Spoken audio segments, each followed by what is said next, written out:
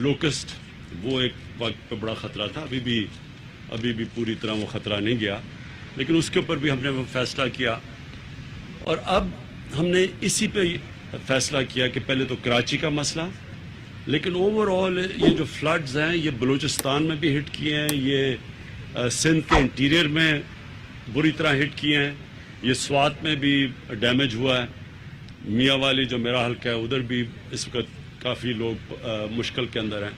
तो ओवरऑल एक अल्लाह ने हमें ये बारिशों की वजह से ये जो फ्लड्स आए हैं एक और इम्तिहान में डाल दिया। तो इसका भी हमने फैसला किया कि पहले जो सबसे इम्पॉर्टेंट चीज़ ये है कि पहले कराची का, जिधर अनप्रेसिडेंटेड बारिश हुई है, कभी तारीख में इतनी ज़्यादा बारिश नहीं हुई, तो पहले तो कराची का हम जो तबाही मची और इसका इसी फ्लड की वजह से और बारिशों की वजह से जो कराची के बाकी भी मसले हैं उन सारे मसलों को हम एक ही वक्त पे टैकल करें। नेगोशिएशंस पूरी हमें चली, मैं पहले आ जाना था, लेकिन हमने पूरा जो स्ट्रक्चर बनाना था, वो कैसे ये इम्प्लीमेंट करने हैं, जो भी फैसले हैं उसका स्ट्रक्चर बनाना था, जिसमें उसी तरह जिस तरह हमने कोरोना के ऊपर एक स्ट्रक्चर बनाया था उसी तरह का एक स्ट्रक्चर बनाया प्रोविंशियल चीफ मिनिस्टर के नीचे, और वो हमारा PCIC होगी, जिसका मतलब है कि provincial coordination and implementation committee. उसका मतलब ये है कि जो भी हम अब फैसले करेंगे उनकी इम्प्लीमेंटेशन के ऊपर एक मुसलसल कमेटी चलेगी। इसमें सब स्टेक होल्डर्स होंगे और पाकिस्तानी फ़ौज का इसमें बहुत बड़ा रोल है, क्योंकि ये जो सफाई करनी है और ये जो फ्लड्स के अंदर इनकी बहुत बड़ी हमें हेल्प की ज़रूरत होगी। ये भी मैं आपको बता दूं कि दुनिया में जब भी इस तरह के फ्लड्स आते हैं और कैलेमिटीज होती हैं तो आर्मी हमेशा सामने आती है, वो सबसे ऑर्गेनाइज्ड होती है, उसमें सबसे ज़्यादा कैपेबिलिटी होती है। तो ये सब अब जो फैसले होंगे ये इम्प्लीमेंट करेगी हमारी जो PCIC है। कराची के लिए जो पैकेज लेके आए हैं वो एक तारीखी पैकेज है, 1100 अरब रुपए का पैकेज लेके आए हैं। इसमें प्रोविंशियल गवर्नमेंट भी अपूल कर रही है और फेडरल गवर्नमेंट भी, तो मिल के जो हमारा टोटल पैकेज है वो है 1100 अरब रुपया। इसमें हम करेंगे क्या क्या चीज़ें, जो बड़ी बड़ी चीज़ें मैं आपके सामने रखना चाहता हूँ। जो एक सबसे बड़ा कराची वालों का मसला पानी का मसला है, और वो बड़ी देर से चला आ रहा है, और उसको अब हमने फैसला किया है मिल के प्रोविंशियल गवर्नमेंट उसका एक हिस्सा लेगी, फेडरल गवर्नमेंट एक हिस्सा लेगी K4 का, और जल्दी से जल्दी हमारी कोशिश है कि हम अब इसको तीसरी चीज़ सीवरेज सिस्टम है, ये भी एक कराची का बहुत बड़ा इशू है। तो सीवरेज सिस्टम के ऊपर भी आज फैसला हुआ है कि ये जो हम 1100 अरब रुपए का पैकेज दे रहे हैं इसमें सीवरेज सिस्टम का भी पूरी तरह टैकल किया जाएगा।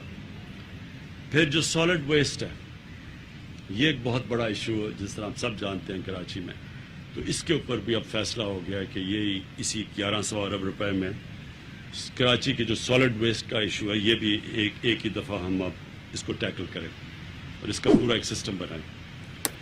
ट्रांसपोर्ट, कराची का ट्रांसपोर्ट का इशू है, जिसमें जो कराची सर्कुलर रेलवे है ये, इसके ऊपर भी अब हमारा फैसला हो गया कि हम अब कराची का जो सर्कुलर रेलवे है ये भी हम इसी पैकेज के अंदर कंप्लीट करेंगे।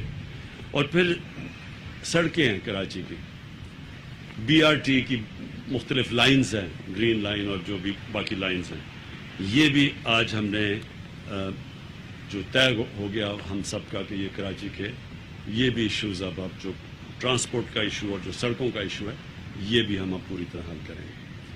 तो एक तरफ कराची के लोगों को बड़े मुश्किल हालात से गुजरना पड़ा है, लेकिन हुआ इससे ये है कि जो सारी जो चीज़ें नहीं होती थी कराची में वो हमने इस कमेटी के ज़रिए, पूरी एक कोऑर्डिनेशन के ज़रिए फ़ैसला किया कि हम अब हल करेंगे।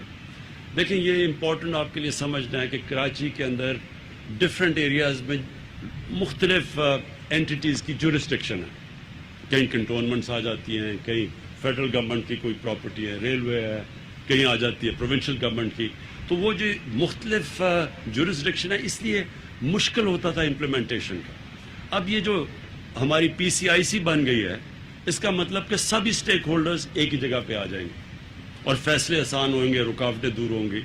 तो जो इम्प्लीमेंटेशन, असल चीज़ तो है इम्प्लीमेंट करना। प्लान्स बन जाते हैं, इम्प्लीमेंट नहीं होता। तो ये जो PCIC से इम्प्लीमेंटेशन होगी, ऊपर मॉनिटरिंग कमेटी है, सब देख रहे होंगे, फेडरल गवर्नमेंट भी होगी उसमें, प्रोविंशियल गवर्नमेंट, पाकिस्तान की फ़ौज उन एरियाज़ में, तो सब मिल के अब करेंगे। तो मुझे ये उम्मीद है कि ये जो एक बड़ा मुश्किल वक्त कराची के लोगों ने गुजारा है, इससे ये एक बेहतरी अब निकल आएगी कि वो जो पेंडिंग मसले थे कराची के, वो इंशाल्लाह अब हम हल करेंगे। दूसरा जो इशू है वो ओवरऑल, फिर से मैं रिपीट करता हूँ, फ्लडिंग में और बहुत लोग मुतासर हुए हैं।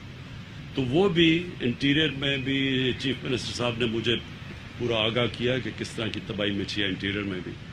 तो वो भी हम अब बैठ के उसके लिए एक तैयारी कर रहे हैं कि हम अब उधर भी कैसे मदद कर सकते हैं।